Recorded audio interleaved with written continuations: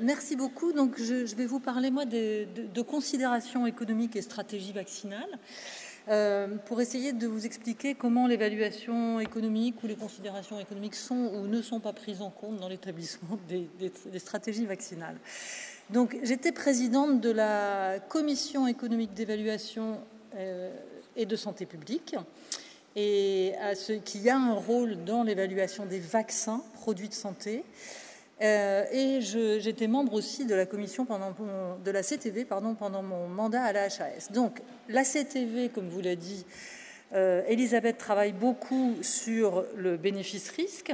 Il y a très souvent, une partie sur l'évaluation économique des stratégies vaccinales dans ses avis, mais c'est rarement une évaluation centrée sur la France.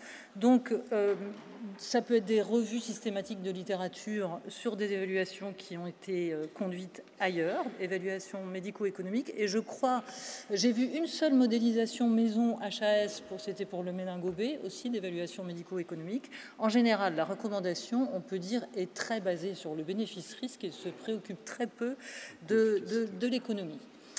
Par contre, lorsqu'un vaccin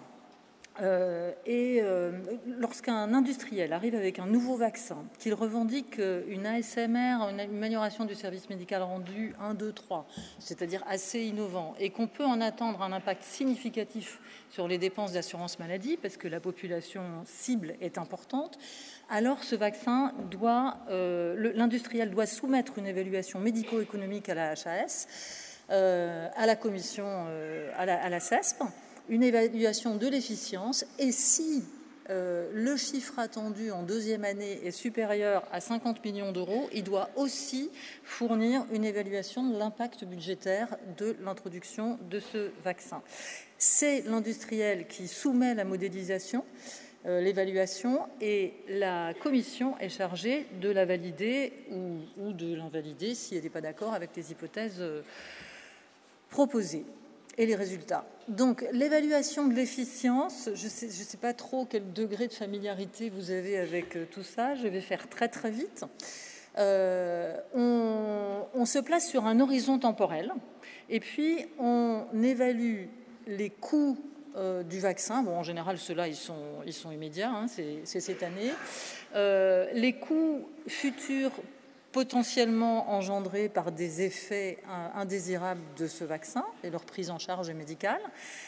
On tient compte aussi de toutes les économies qui sont évitées grâce au fait que la maladie contre laquelle on vaccine ne va pas survenir, donc les traitements, les hospitalisations, tout ce qu'on a pu éviter. On se place sur un horizon temporel qui est le plus long possible pour les vaccins. En général, on dit vie entière, sachant que, évidemment, selon qu'on vaccine un nourrisson ou une personne de plus de 65 ans, la vie entière, c'est pas tout à fait la même durée, donc on a un horizon différent. On estime ces coûts et ces économies pour tous les payeurs, c'est-à-dire pas seulement pour l'assurance maladie, on prend en compte le coût total, le prix total du vaccin, des soins, etc., pour les complémentaires, pour les patients, etc. Donc, on estime ensuite un différentiel de coûts sur cet horizon temporel.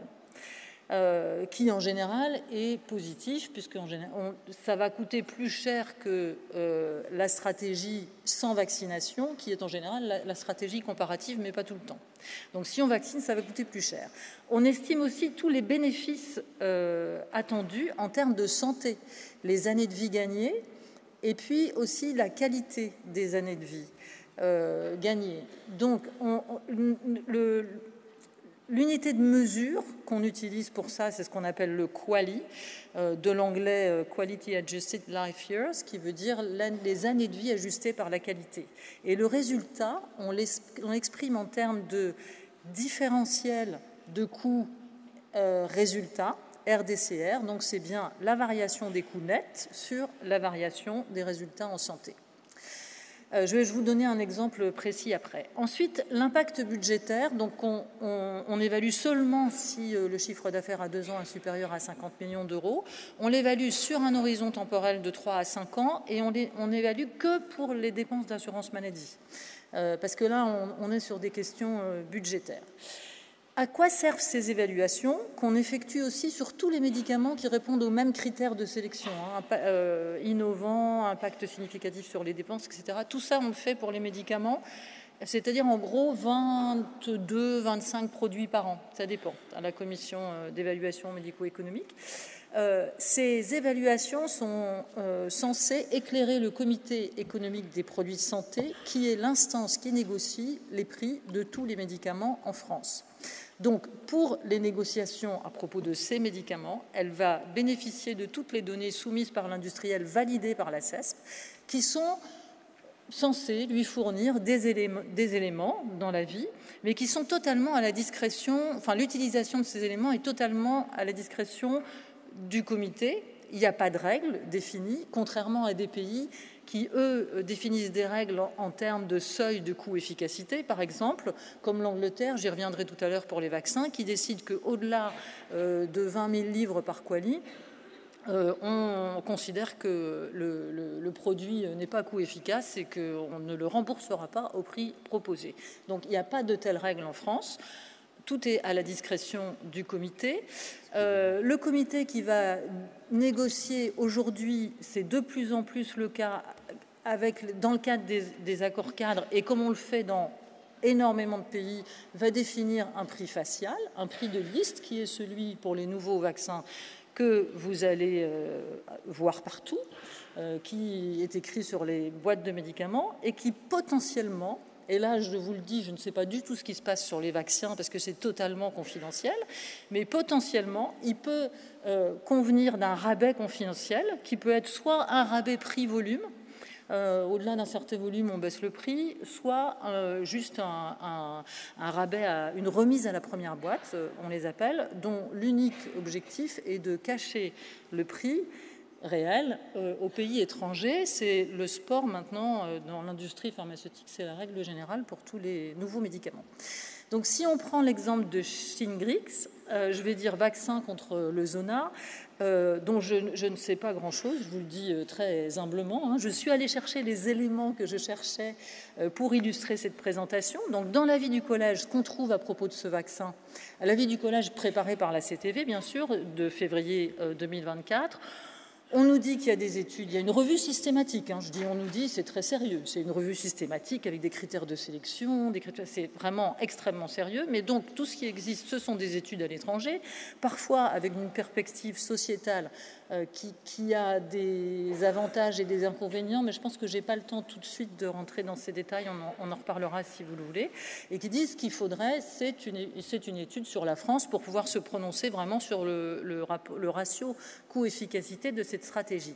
Et puis un peu plus tard, en mai 2024, puisque le laboratoire a soumis son dossier à la CESP, on a une évaluation coût-efficacité de ce vaccin par la CESP, qui dit que utilisé en prévention du zona et des névragies post-zostériennes chez les adultes de 65 ans et plus, ce qui était proposé par le laboratoire, on aboutit à un ratio différentiel coût-efficacité de 145 000 € par quali, ce qui signifie que pour donner une année de vie en bonne santé supplémentaire, on dépense 145 000 €, ce qui est pour un vaccin très élevé.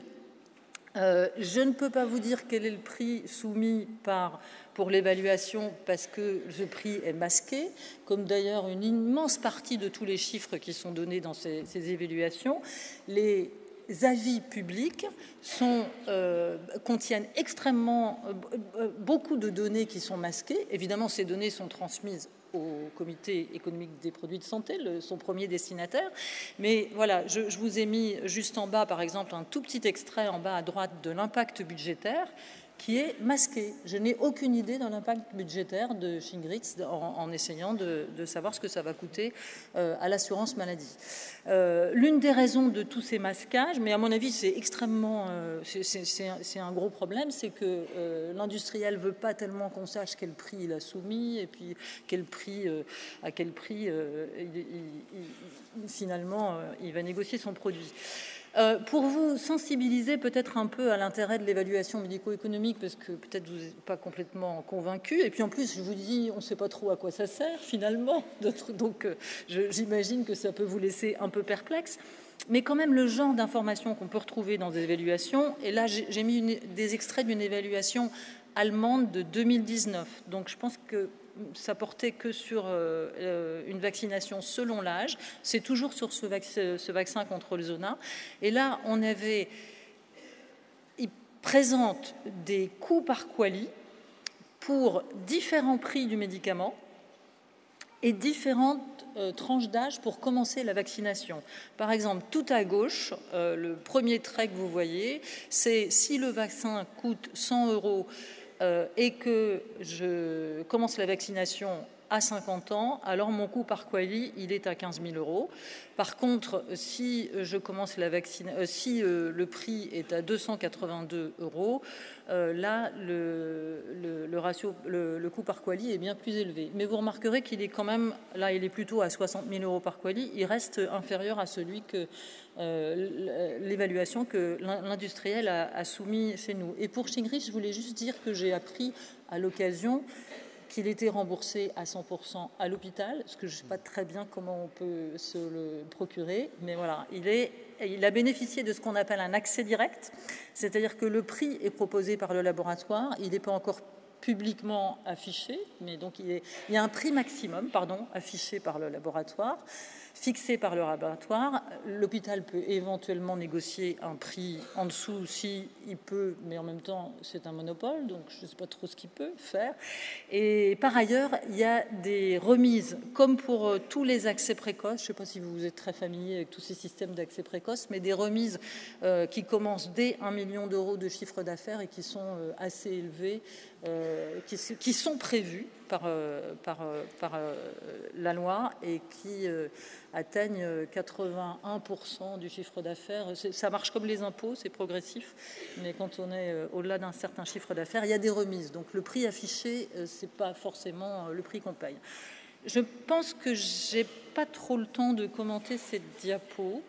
Je pense que vous avez accès par la suite aux diapositives, donc peut-être vous pourrez... Si vous êtes intéressé, j'ai réuni les dernières évaluations par la CESP pour les vaccins qui ont fait l'objet d'une évaluation. Donc vous voyez des ratios qui sont différents. D'abord, j'attire votre attention sur le fait que le comparateur n'est pas toujours le même. Par exemple, si vous regardez Efluelda, le comparateur c'était un vaccin tétravalent, c'était pas absence de vaccination, alors que quand on est dans Abrysvo, j'ai oublié ce que c'est. Abrysvo, c'est justement le VRS, c'est ça que vous avez présenté tout à l'heure, ou dans Nuvaxovid, qui est aussi un vaccin Covid. Le comparateur, c'est l'absence de vaccination. Donc, quand on lit le coût supplémentaire et les gains en quali, c'est bien par rapport à une absence de vaccination, alors que dans certains cas, c'est par rapport à un vaccin qui existe déjà. Par exemple, Vaxneuvance, dont je serais bien peu capable de vous dire beaucoup de choses, a été comparé à une version, à un autre vaccin pour cette affection, et il se trouve que il est dominant, c'est-à-dire moins cher et plus efficace. Donc dans ces cas-là, c'est sûr qu'on a quelque chose à gagner. J'attire votre attention donc sur le fait que l'impact budgétaire en général est masqué dans ces avis, mais que dans Efluelda, on peut quand même apprendre que l'introduction de ce vaccin dans la stratégie, l'indication et la stratégie, dans l'indication par rapport à la stratégie de vaccination qui était celle à l'époque où le vaccin a été évalué, augmentait de près de 50% les dépenses dans l'indication. Donc on était sur un vaccin qui coûtait assez cher. Juste pour vous donner un point de comparaison, parce que je ne serais pas capable de vous décrire les processus de décision dans les 38 pays de l'OCDE, mais j'ai fait un peu de recherche pour savoir comment ça se passait au Royaume-Uni. Donc, on a un comité de vaccination qui d'ailleurs a des relations avec le personnel de la HS. Ces comités, en général, correspondent entre eux, en tout cas au moment du Covid, se parlaient beaucoup. qui doit faire surtout une évaluation du bénéfice-risque et qui commande une étude coût-efficacité adaptée au Royaume-Uni, à l'Angleterre, qui la demande à des universitaires la plupart du temps parce qu'elle n'a plus tellement les moyens de le faire. Donc le UK Health Security Agency, c'est ce qui a remplacé, enfin c'est plus large, mais Public Health England, donc c'est eux qui sont chargés de faire ces évaluations coût-efficacité. Et là, il y a 3 scénarios. Soit le vaccin est coût-efficace au prix proposé, la stratégie est acceptée, on la passe en routine. Soit le vaccin peut être coût-efficace avec une baisse de prix, une négociation des prix, auquel cas cette négociation a lieu et la stratégie est adoptée, soit le vaccin n'est pas coût-efficace et alors c'est non recommandé. Et là, c'est quand même, enfin, le Royaume-Uni est quand même connu pour appliquer cette politique au vaccin, mais pas seulement, à tous les médicaments, sauf qu'il y a des adaptations du seuil, parce que le seuil, en principe, il est de 20 000 livres par quali. Ça peut aller jusqu'à 30 000. Ah, pardon. Donc, je vais un peu... enfin, bon, donc, il y a un seuil. Je vous présente quand même des données sur l'évolution du financement rapidement et des dépenses de vaccins. Donc là, on ne parle que des dépenses de vaccins. Ce sont des données qui sont disponibles à gauche. Je les ai tirées de Medicam, sont disponibles en ligne. Donc, entre 2012 et 2023, on est passé de 22,7 millions de boîtes à 27,5 millions de boîtes de vaccins. Et la dépense, elle est passée de 512 millions à 908 millions, c'est-à-dire qu'elle a augmenté de 77%. Donc c'est une forte augmentation pour une augmentation du nombre de boîtes de 20%. Et puis là, les dépenses à droite, ce sont par type de vaccin, des dépenses qui sont disponibles dans les comptes de la santé. Donc en bas, vous avez le papillomavirus. Vous pouvez sans doute pas lire, là, en bleu. Ensuite, la grippe. Les vaccins bactériens et la grippe en vert, en rose, anti-pneumococcique. Voilà. Donc, vous pourrez regarder ces données. Ce qu'on a aussi dans les données OCDE, qui ne sont pas forcément disponibles dans les comptes de la santé, parce qu'il y a des Français, parce qu'il y a mais les données viennent de la France, c'est dans la dépense, une année donnée, pour les vaccins, qui reçoit de l'argent. Donc, il y a les cabinets médicaux que vous voyez en bleu. La première partie du graphique à gauche, c'est 2015-2020. Et c'est le montant que reçoivent les cabinets médicaux pour la vaccination, donc les honoraires médicaux. Et puis, en orange, ce que reçoivent les pharmaciens, mais qui n'est évidemment pas un revenu net, puisque ça inclut le prix du vaccin qu'eux-mêmes doivent payer. Donc, probablement, peut-être, ce qu'ils doivent donner à d'autres représente sans doute 80% de ce montant. Et puis, j'ai été obligée de changer d'échelle pour présenter les années 2021-2022, puisque là, on a la vaccination Covid. Et la dépense donc, que vous voyez en jaune, c'est la dépense des centres de vaccination. Donc, c'est essentiellement de la vaccination Covid. Mais vous voyez que tout le monde, on n'est plus sur la même échelle, c'est très trompeur, mais tout le monde a augmenté ses revenus. Les médecins, ces revenus tirés de la vaccination, les médecins, les pharmaciens, toujours en orange. En vert, c'est les professionnels de santé qui ont été autorisés à vacciner, libéraux.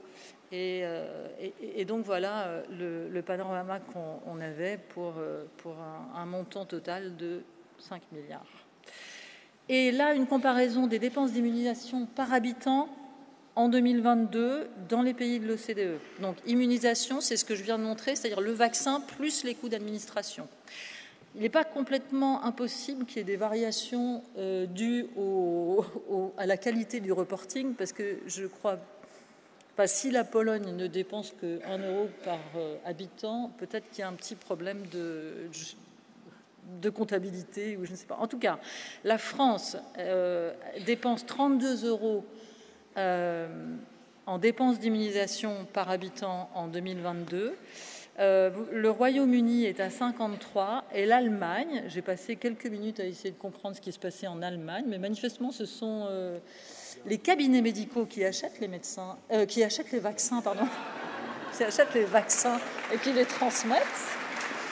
et qui les administrent, et ils ont une forte partie de ce revenu. Et puis sur l'échelle, sur le graphique de droite, vous avez l'évolution des dépenses d'immunisation par habitant entre 2010 et 2022, avec évidemment le choc Covid, mais vous voyez que dès le début, on a quand même, il n'y a que 6 pays sur ce graphique.